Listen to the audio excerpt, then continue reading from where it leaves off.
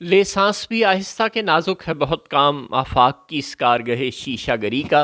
P T I والے بھی آہستہ آہستہ سانس لینے کی کوشش تو کر رہے ہیں، لیکن کچھ مجبوریاں ہیں جو انہوں نے سسٹم کے اندر بندھنے کے لیے اپنے لیے شاید خود پیدا کر لی ہیں، یا شاید سسٹم ان کے لیے پیدا کر رہا ہے۔ انڈے اور مرغی والا بالکل کھیل ہے۔ یہ ٹھیک ہے کہ عمران خان صاحب تھوڑے سے جذباتی ہیں، لیکن وہ اتنے بھی جذباتی نہیں۔ انہیں بہت اچھی طرح سے پتہ ہے کہ ان کی کمان، ان کی پارٹی کی کمان اس وقت وکیلوں کے ہاتھ میں ہے، اور وہ وکیلوں کی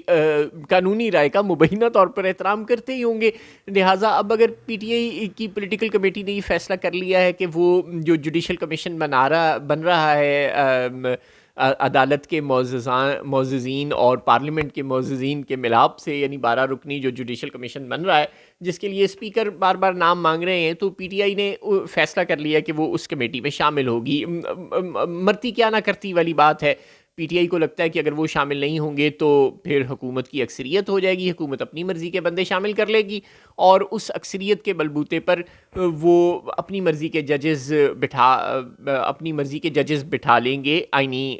بینچ میں۔ لیکن پی ٹی آئی کو یہ سمجھنا تو چاہیے کہ اگر ان کے دو بندے نہیں بھی ہوں گے یا ہوں گے، دونوں صورتوں میں حکومت اپنی اکثریت پوری کر ہی لے گی، کیونکہ ظاہر ہے بہت سارے جج صاحبان ہوں گے، اور بہت سے جج صاحبان پرو اسٹیبلشمنٹ ہیں ہماری صفوں میں، اس میں کوئی شک نہیں ہے۔ اور پھر بار کونسل کا نمائندہ ہوگا، وہ بھی مبینہ طور پر حکومتی سائٹ کا ہی ہوگا، اٹارنی جنرل ہوں گے، وفاقی وزیر قانون ہوں گے، تو یوں حکومت اپنی اکثریت پوری کر ہی لے گی۔ آپ پریشان نہ ہوں، پی ٹی آئی والے اپنے 2 ووٹ سنبھال کر رکھیں تو بہتر ہے۔ اگر وہ 2 ووٹ ڈالیں گے یا نہیں ڈالیں گے، دونوں صورتوں میں وہ اقلیت میں ہی رہیں گے موسٹ پروبیبلی، اور حکومت اپنی مرضی کے ججز لے ہی آئے گی۔ جتنے اتنی بڑی 26ویں آئینی ترمیم کا کھڑا کیا ہے صرف اس مقصد کی خاطر کہ وہ اپنی مرضی کا آئینی بینچ بنوا سکے، تو پھر وہ اپنی مرضی کا آئینی بینچ بنوا ہی لے گی، چاہے پی ٹی آئی اپنے 2 ووٹ ڈالے یا نہ ڈالے۔ ہاں، اگر وہ ووٹ نہیں ڈالے گی تو ان کا احتجاج ریکارڈ ہوگا، اور اگر وہ ووٹ ڈال دے گی تو پھر جو ججز بیٹھیں گے آئینی کمیشن میں اور آئینی بینچ میں، اور وہ کوئی فیصلے دیں گے جو کہ ظاہر ہے سب پی ٹی آئی کے کیسز ہوں گے اور پی ٹی آئی کے خلاف ہی فیصلے دیں گے، تو پھر پی ٹی آئی ان پر اعتراض نہیں کر سکے گی۔ وہ ججز کہیں گے کہ بھائی آپ نے تو منتخب ہی ہمیں خود کیا ہے، آپ ہی تو ہمیں لے کر آئے ہیں، اور وہ صحیح کہیں گے۔ پی ٹی آئی کے پاس کوئی اخلاقی جواز نہیں ہوگا اس بینچ کو نہ ماننے کا۔ آپ نے دیکھا ہے نا کہ وکلاء اکثر عدالتوں میں جاتے ہیں اور وہ ججز پر عدم اعتماد کا اظہار کر دیتے ہیں، وہ کہتے ہیں کہ نہیں جناب، ہم آپ کو نہیں مانتے، آپ بائسڈ ہیں، آپ ہمارے خلاف ہیں۔ اب جب پی ٹی آئی کے ایک سینیٹر اور ایک ایم این اے، یا 2 سینیٹر یا 2 ایم این اے اس کمیٹی میں شامل ہوں گے جو اس آئینی بینچ کو منتخب کرنے جا رہی ہے، غضب خدا کا، سپریم کورٹ کا کام، چیف جسٹس کا کام، سینئر ججوں کا کام، لیکن یہ کرے گی کون؟ یہ کرے گی پارلیمانی کمیٹی، اور اس پارلیمانی کمیٹی میں جج بیچارے اقلیت میں رہ جائیں گے، 4 ہوں گے چیف جسٹس کو ملا کر، اور 8 بندے تو باہر کے ہوں گے۔ وہ باہر کے بندے اب سپریم کورٹ کا بینچ بنائیں گے۔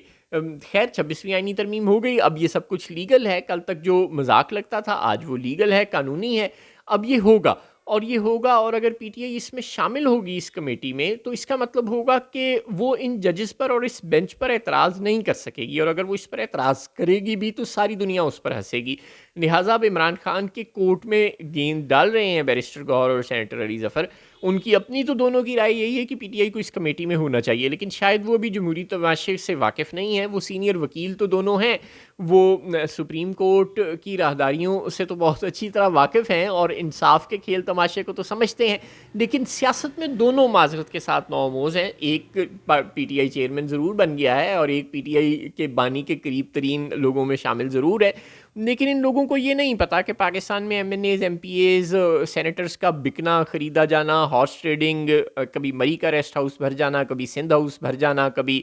چھانگا مانگا کا جنگل میں منگل ہو جانا، یہ سب تماشے پاکستان کی تاریخ کا حصہ ہیں اور ایک بار نہیں 100 بار دہرائے جا چکے ہیں۔ لہٰذا 1-2 ایم این اے سینیٹرز کو دائیں بائیں کر دینا، 2-4 ججز کو دائیں بائیں کر دینا۔ اسلام آباد ہائی کورٹ کے ججز کا خط آپ کے سامنے ہے، 6 ججز اگر خط لکھ کر کہہ رہے ہیں کہ ان کے خاندان کے لوگوں کو اٹھایا جا رہا ہے، ان کو خاندان کو دھمکیاں مل رہی ہیں، ان کے گھر میں، ان کے بیڈ رومز تک میں سی سی ٹی وی کیمرے نصب ہو رہے ہیں، وغیرہ وغیرہ، تو پھر یہ سب کچھ پاکستان کی تاریخ کا نہیں نا، پاکستان کے حال کا بھی حصہ ہے۔ لہٰذا آپ یہ مت سوچیں کہ ایسا کوئی کمیشن بنے گا، یہ جو 12 رکنی کمیٹی بنے گی پارلیمنٹ کی، یہ کمیٹی کی مجال نہیں ہوگی کہ وہ کوئی اسٹیبلشمنٹ کے خلاف فیصلہ دے سکے اور اسٹیبلشمنٹ مخالف ججوں کو آئینی بینچ میں لا سکے. پی ٹی آئی اگر اس کمیٹی میں ہوگی تو وہ اس بینچ پر اعتراض نہیں کر سکے گی، اور وہ بینچ ظاہر ہے پی ٹی آئی کے کیسز ہی سنے گا اور اسی کے خلاف فیصلہ دے گا، اور پی ٹی آئی بالکل بے دست و پا ہوگی. لہٰذا آپ عمران خان کی کورٹ میں گیند ضرور ڈال رہے ہیں اور یہ کہہ رہے ہیں کہ عمران خان فیصلہ دیں گے، جو کہیں گے ہم وہی کریں گے، اگر وہ کہیں گے تو ہم کمیٹی میں شامل ہوں گے، نہیں کہیں گے تو نہیں ہوں گے. لیکن جب آپ لیگل اوپینین ہی انہیں یہ دینے جا رہے ہیں کہ جناب یہ ضروری ہے، ہمیں شامل ہونا چاہیے، تو پھر عمران خان صاحب نے اگر آپ کی لیگل رائے کا احترام کیا تو بھی شاید وہ پھنس جائیں گے. ویسے تو وہ پھنسے ہی ہوئے ہیں. لیٹس ایڈمٹ دا فیکٹ، حکومت نے آپ کے خلاف فیصلے دینے ہی دینے ہیں، دلوانے ہی دلوانے ہیں، اور اگر 26ویں آئینی ترمیم سے اس کا پیٹ نہ بھرا تو وہ 27ویں اور 28ویں بھی کرے گی، جو کہ اب ازہر من الشمس ہے. لہٰذا اب آپ سسٹم پر اپنا احتجاج ریکارڈ کروانے کے لیے اس سسٹم سے اپنے آپ کو ڈیٹیچ کر سکتے ہیں، اور اس کے علاوہ شاید کچھ نہیں کر سکتے.